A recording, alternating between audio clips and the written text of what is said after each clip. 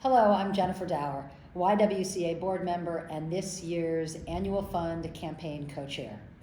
A quick check-in to let you know how things are going with the annual campaign. And let me first start by saying thank you. You all have helped us between board gifts and your solicitors' gifts. We have been able to raise $134,000, which is awesome. Huge, huge thanks. Thanks again for the over 600 letters that you have helped to already sign. Those letters just went out. And you guys know, if people aren't asked, they probably aren't going to give. I do have a request, however. There are still about 200 letters that need to be signed so we can get those out into the mail and give different donors an opportunity to give to this year's campaign. A special shout out goes to one of our newest board members, Rebecca Arbona, who's not only a new board member, but also a letter writer, for submitting not 10, not 20, not 30, but 44 new names for us to reach out to. As I said earlier, if you don't ask, it's hard for someone to give. Stephanie Robertson has also achieved a wonderful milestone in that 75% of those that she has asked have already given.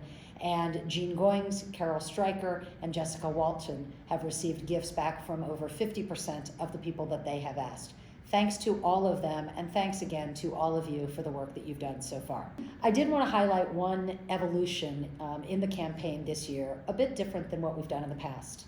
This year, we are giving donors the opportunity to indicate and designate their gift. If their desire is that the dollars that they contribute, if their desire is that those go to domestic violence or to racial justice and inclusion. So as you think about your own gift, if you've not given, or you proceed to engage with donors, please make sure that people know that they can designate for the first time. And from everything that we have learned over the last couple of years, we know that this is critically important in connecting donors to our causes and donors to the organization. And in case you're interested, even though this is the first year we've been doing this, over 40% of the donations have come in this year with some kind of designation, which indicates to us that this decision is really resonating with our donors. And again, thank you. So what are the next steps? Very shortly, Sophia will be sending out an updated donation report to each letter writer so you know what's going on with your donors, if they've given or if they've not yet given.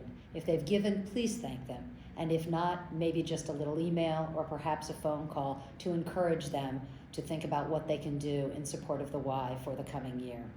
For those of you that are still finishing up your letters, please do your best to get those into Sophia so we can get the final 200 into the mail before Thanksgiving and make sure that people are able to consider their donations as they head into the end of the calendar year. We want to get them back so that we can know how we're doing as we head into the early part of 2020. As I close, on behalf of myself and Helen Buford, my co-chair in this year's annual campaign, I just want to say thank you for everything that you have done, you are doing, and you will do to help us eliminate racism and empower women. Have a safe and blessed holiday.